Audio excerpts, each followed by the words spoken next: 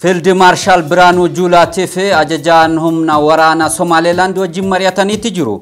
Ajajoonni waraana Itoophiyaatiif Somaliland dhimma hariiroo gamlameenii irratti mari'ataniiti jiru. Ajajaan olaanaa raayyaa ittisa biyya Itoophiyaa Field Marshal Birhaanuu Juulaatiif ajajaan humna waraana Somaliland Major General Nuhi Ismail Taaniidha.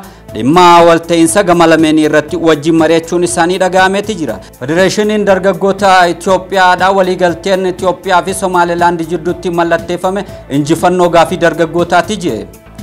Gaafiin buufata doonii argachuu dargaggoota yeroo dheeraaf gaafatamaa ture waliigalteen deebii argachuun isaa ammoo injifannoo dhalootaati jechuun federeeshiniin dargaggoota Itoophiyaa ibseeti jira. Federeeshinichi karra galaanaa argachuudhaaf sanadni waliigaltee Itoophiyaa fi Somaliland mallatteeffame ilaalchisuudhaan ibsa kennee jiruun waliigaltichi walta'iinsa hawaasummaa dinagdee siyaasaa fi hariiroo gamlameenii kan qarooma durii irrattis fuulleeffatee ittiin jeeti jira.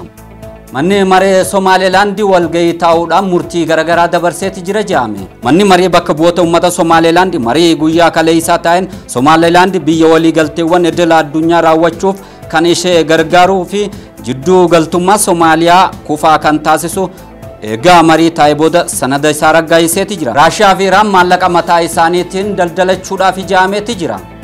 Raashiyaa fi Iraan Awurooppaatti gama Swiiftiin daldala raawwachaa turan dhiisuudhaan maallaqa isaaniitiin wajjin daldaluudhaaf jedhameeti jira. Biyyoonni lameen kallattiin maallaqa isaaniitiin daldaluudhaan yuuroodhaa fi doolaara kana booda akkam fayyadamnes ifoomsaniiti jiru.